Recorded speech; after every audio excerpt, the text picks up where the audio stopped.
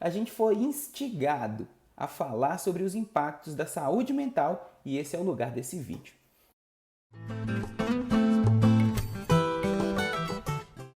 O primeiro deles que a gente gostaria de levantar corresponde ao impacto na subjetividade, aí no seu plano íntimo, no seu coração.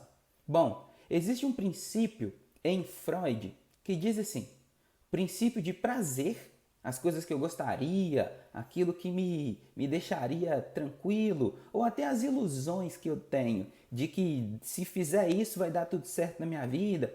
Esse princípio de prazer, aquilo que te afasta do desprazer e te aproxima do prazer, normalmente entra em conflito com o princípio de realidade. Aquilo que a vida prática, a realidade das coisas fora da sua pele, não te pergunta nada para acontecer. Bom, o que eu quero dizer com isso? Por acaso você foi consultado se você queria passar por uma pandemia? Por acaso alguém te perguntou se você topava o isolamento social? Acredito que não. E isso naturalmente gera um conflito entre as coisas que eu gostaria de fazer. Eu gostaria de praticar meu exercício físico dentro da academia, como eu sempre fiz, mas não posso. Eu gostaria de ter o mesmo almoço de domingo, reunindo família, amigos, todo mundo, portão aberto, quem quisesse podia chegar. Agora eu não posso. Eu gostaria de ir trabalhar e não posso. Ou eu gostaria de poder manter a minha rotina no trabalho, mas os protocolos de saúde não permitem.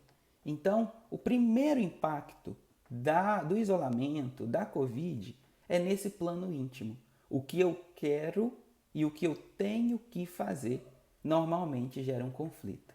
E isso é global. Porém, mesmo sendo global, o mundo inteiro está enfrentando isso. Cada um de nós experimenta individualmente. Então, por que no meu caso o efeito é a ansiedade? Por que no caso do outro é um estresse, ele fica irritado, está brigando, xingando, está virando uma pessoa esquisita? Por que no caso do outro está desistindo, sem acreditar no futuro, sem fé nenhuma? Bom, porque cada um experimenta o processo coletivo de modo subjetivo. Esse é o primeiro impacto que a gente queria trazer para você, mas também uma pergunta. Assim, o que fazer com esse conflito? É a primeira reflexão que eu queria trazer para você. Eu peço desculpas por estar dando essa olhadinha, porque o meu óculos denuncia que a gente tem um roteiro para seguir aqui, para trazer um material de qualidade para você. Olha só, o que você vai fazer com esse conflito? Porque o conflito existe, ele é real. Então, é preciso um jogo de cintura para saber o que fazer com ele. E isso é de absurdo individual. Não tem como, não existem duas pessoas iguais.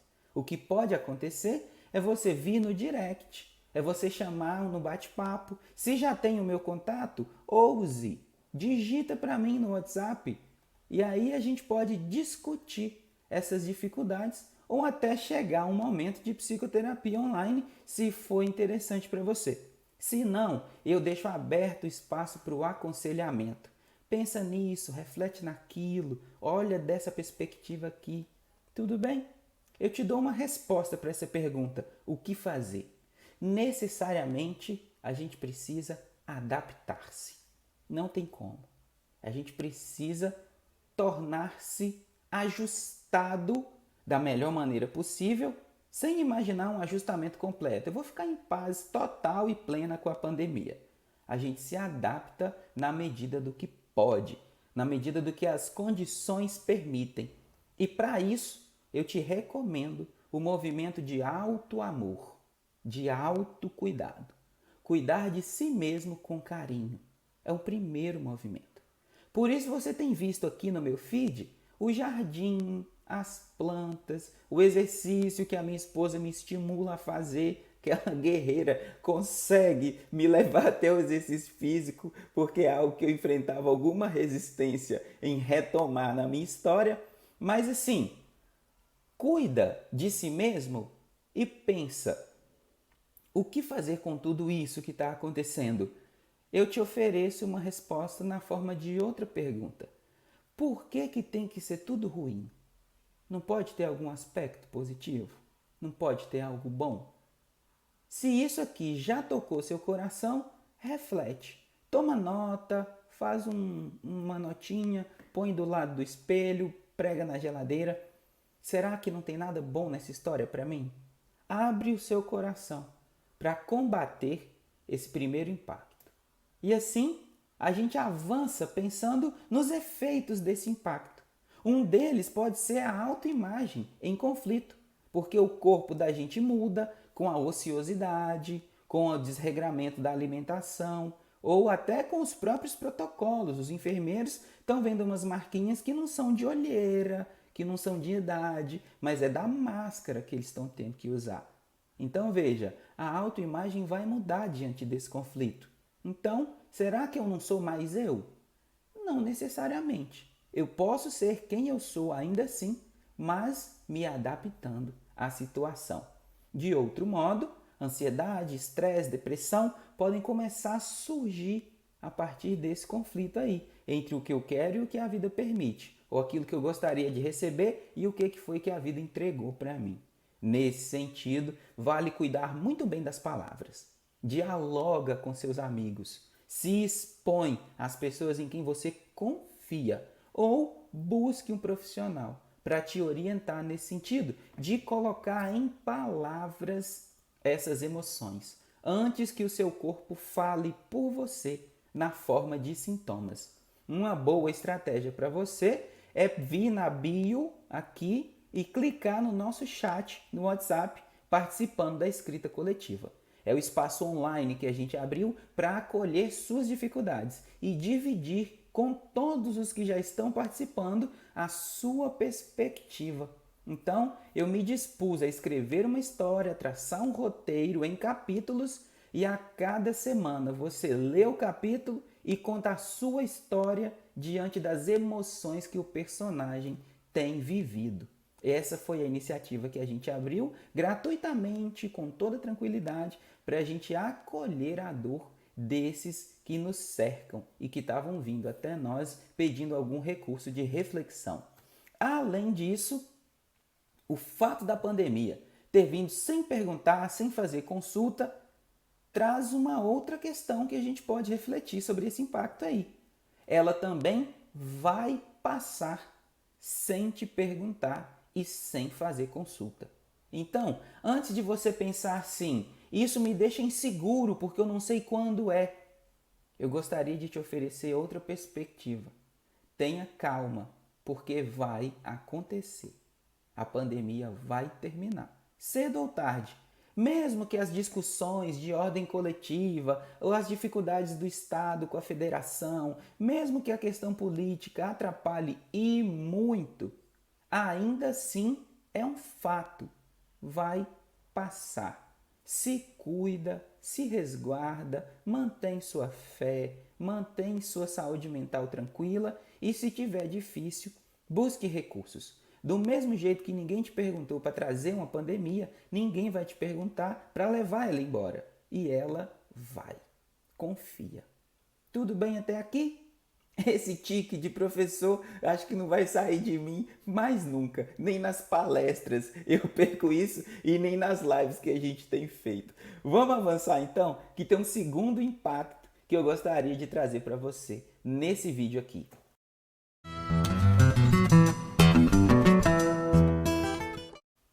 A sua experiência com o tempo.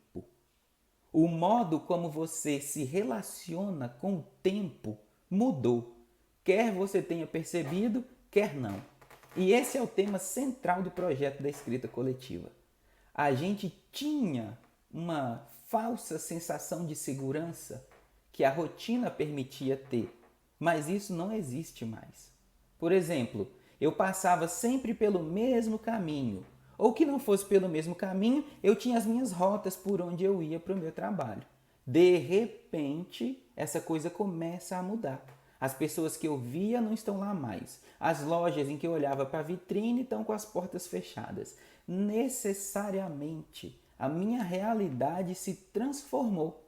E isso muda a forma como eu lido com o meu tempo. porque eu experimento o tempo nos espaços por onde eu transito. Não só para o trabalho, indo e vindo, mas também na forma como as pessoas me respondem. Então, se no final do dia eu conseguia ter uma conversa tranquila no grupo da família, de repente essa conversa no grupo da família está ficando mais tensa. Era um momento de alegria, hoje tem sido um momento de tensão. Então isso vai mudando a minha forma de experimentar a própria vida porque a situação mudou. E esse elemento, a mudança na sua realidade do tempo, causa um impacto. É isso que a gente queria trazer para vocês. Mudanças drásticas na relação com a passagem do tempo a partir dessas mudanças relativas à rotina. Trabalho impedido. Não posso mais trabalhar. Fui bloqueado. Ou posso porque o meu serviço é essencial, mas exige-se de mim uma série de protocolos. Tem que ter a máscara, tem que ter a distância, tem que usar o álcool gel, tem que tomar cuidado aqui e ali, muda toda a minha rotina e isso gera o chamado estresse de adaptação. Então, literalmente, não está fácil para ninguém. E isso vai mudando a minha forma de experimentar a realidade. A resposta que a gente pode dar para esse impacto, o segundo impacto, é criar novos pontos de âncora. Construir novos momentos. Já que a rotina mudou sem que ninguém fosse consultado e eu não posso fazer nada a respeito disso, cabe a mim criar outras formas de me relacionar com o tempo. Criar novas rotinas, reconstruir ou construir do zero toda uma rotina diferente. No meu caso, particularmente, começou a rotina dos exercícios em casa, algo que a gente não tinha, algo que a gente não fazia. Minha esposa propôs, eu topei e a gente tem feito os nossos exercícios. Eu não ia topar fazer uma coisa dessa, talvez assim, nunca, com muita dificuldade. Eu toparia trazer o exercício para dentro de casa, mas foi uma forma e funciona. E eu recomendo exercício físico, não porque deu certo para mim, mas por todo o funcionamento do seu corpo e pelos hormônios que o exercício físico traz que cuidam do bem-estar e da saúde mental, tá bem? Além disso, é possível organizar convivência social indireta. Então a gente conseguiria, por exemplo, construir espaços de convivência, como a gente já citou, a escrita coletiva, mas também combinar horários. Vamos fazer alguma coisa junto, mesmo que seja online. É possível fazer isso, para a gente ir construindo âncoras. Então, no final de semana tem a live do artista tal. A gente junta os amigos, cria um grupo, ou se já temos o grupo de amigos, combinamos todos de assistir juntos. Isso cria, todo fim de semana a gente está fazendo isso. Toda quarta-feira a gente está lendo o mesmo livro. Toda terça-feira o artista tal fala de tal coisa. Aquele repórter está fazendo um movimento assim. Essa pessoa que a gente admira está fazendo transmissões. No meu caso, o Antônio Quiné, um psicanalista renomado, está fazendo lives semanais sobre a psicanálise no ambiente virtual. Para mim é fundamental. Eu posso criar um espaço online de psicanalistas, de colegas, para a gente assistir junto e discutir. Todo domingo ele está fazendo. Então eu estou construindo uma rotina que me ajuda a estabilizar a minha experiência com o tempo. Estamos citando outra vez a escrita coletiva, porque todo domingo chega um capítulo novo e aí nós temos uma semana inteira para conversar sobre as nossas dificuldades, sobre as nossas facilidades, sobre as formas que a gente inventou de enfrentar essa pandemia. Tudo bem? Segundo impacto, realidade do tempo. Resposta para essa dificuldade, construção de âncoras, de espaços, momentos de estabilidade para eu perceber que o tempo está passando de uma nova forma. Então eu estou vendo o meu cônjuge, eu estou vendo o meu filho indo para o trabalho e voltando do trabalho. Então esse momento pode ser uma âncora. Quando ele chegar do trabalho, quando for dando o horário de chegar, eu vou passar um café. E aí eu estou entendendo o tempo a partir da minha nova realidade e isso me dá uma certa estrutura. Tudo bem até aqui?